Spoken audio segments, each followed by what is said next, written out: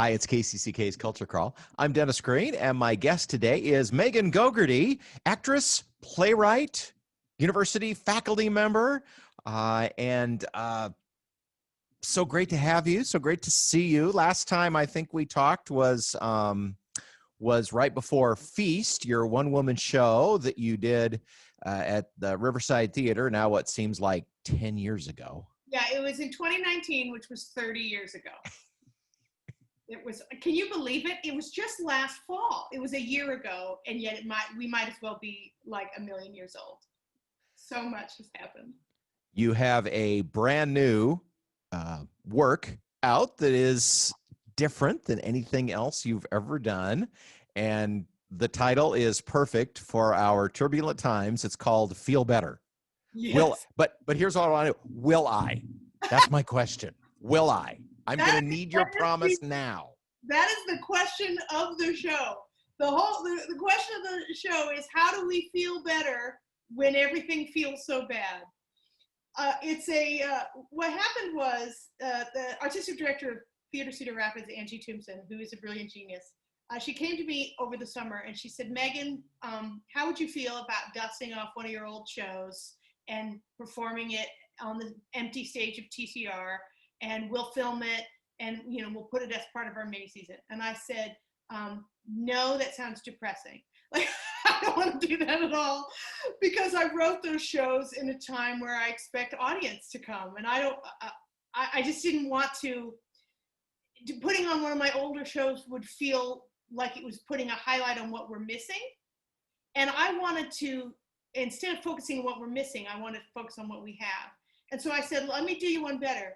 Let me make an original piece just for Theater Cedar Rapids that's about this moment in time right now. And let's make it a movie. It's not a play, it's a movie, and it's a movie about how much I miss plays, about how much I miss the theater. So in the show, the character of Megan Gogerty, conveniently played by me, comes to the empty and beautiful Theater Cedar Rapids to make a film. It's very meta. She's come to make a movie to make her audience feel better, to distract the audience from all the horrors of coronavirus and this pandemic, only to discover that she can't distract herself from her mounting anxiety. So the play is about, like, how do we feel better right now? And especially since one of the ways that we feel better, one of the ways that I certainly take a lot of solace in life, is through community, right? It's like I get together with friends. I'm such an extrovert, right? Like, I want to get together with people. Thanksgiving's my favorite holiday. Like, I want to gather around. That makes me feel safe.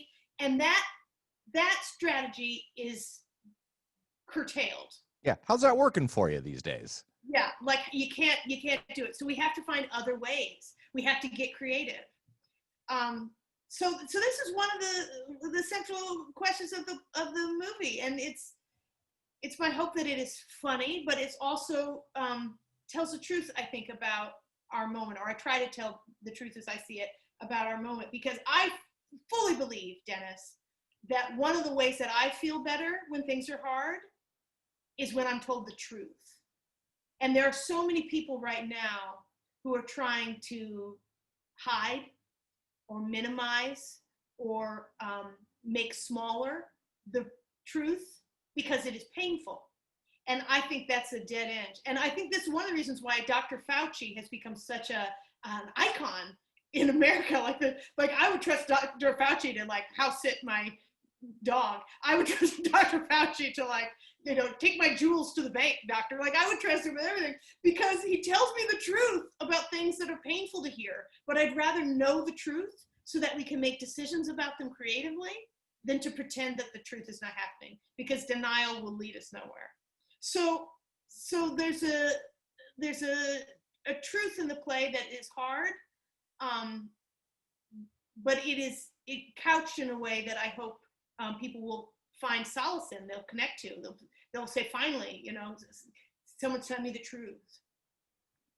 So when Angie originally pitched this to you, A, it was going to be, one of your plays that you already done, and B, you were just going to, maybe put up a camera and shoot it on the TCR stage. So brand new work, blew that part out of the water, and not just shoot with a phone on the TCR stage. You're referring to this as a full-fledged movie. You have made a movie. Yeah, yeah. I wrote it as a screenplay. I directed it as a film. My crew, including Adam Orton as cinematographer and editor, who is a brilliant genius and the only one on the crew who'd ever made a movie before. He's like, this is what a clapboard is, and here's how you fill it out. And we're like, great, thank you. And we sort of made this movie, and we had so many spreadsheets and storyboards, and we filmed it out of order. We filmed it over 3 12-hour days over Labor Day. It was very, very challenging, but very exciting. I'd never made a film before. It's very different from theater, but also really gratifying in a lot of ways. What was the biggest difference? Well, the biggest difference is I don't know what I've made yet, even though I've made it and I can go watch it. When you make theater, there's so many variables in live performance because you don't know how the audience is going to react, and you don't know if they're going to laugh at this joke or cry at this joke, or if a car siren is going to go off in the middle of your joke and now it's not funny anymore. Like, there's so many variables, and that is scary, but it's also really exciting because that means you are making and remaking the show fresh every night. I come to the theater, there's a new audience, and together we discover what we're going to make together. And so there's a liveness and a discovery that's very deeply satisfying. With Feel Better is a film. And so the audience isn't there. And that's actually something that I make a point about saying in the movie. I say, I'm making this in September, and I don't know when you are. You're watching this in the future, and I'm in the past.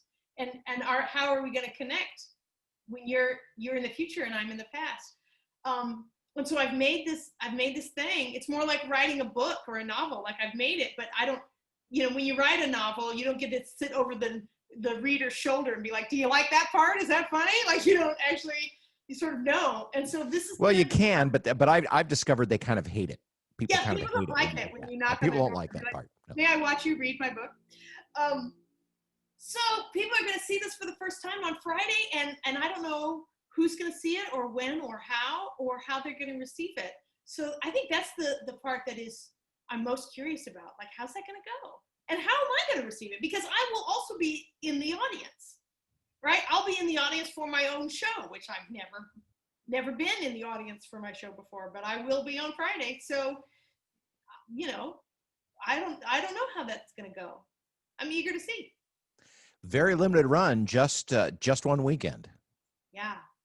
Get it while it's hot, gang. I love the way that they're doing it. When you buy a ticket, and you can suggested price is $25, but I think it's also pay what you can. And then you get a link, and then you can watch it. You don't have to watch it right away. You can go and get your popcorn or go to the bathroom, whatever. And everybody settle down and then hit play, right? So you have a little window of time to watch it, which I think feels very humane in this time where time is meaningless. Like, who has a watch anymore? Like, if my iPhone didn't automatically sync with the time, like, who would know? What day is it? Is it, Saturday, Monday? Who are you? Who am I? Where are we?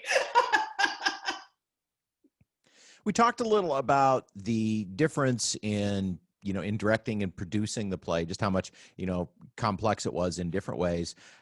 What about the writing? What was different in writing for this, a screenplay rather than a stage play?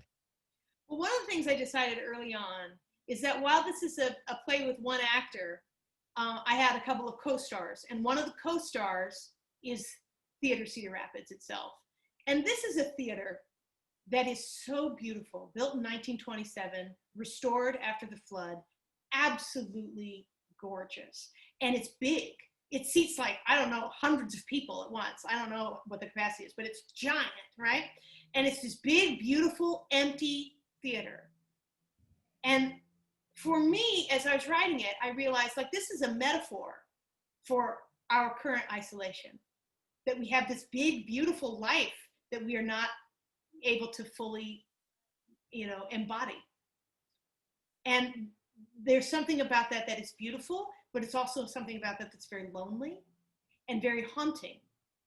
So the silence in the show, the darkness of the lights are part of are part of my co-stars, right? And it's one of the things that I'm operating with is that we are kind of all in our own little boxes, and we know intellectually that people are there, but we don't feel them.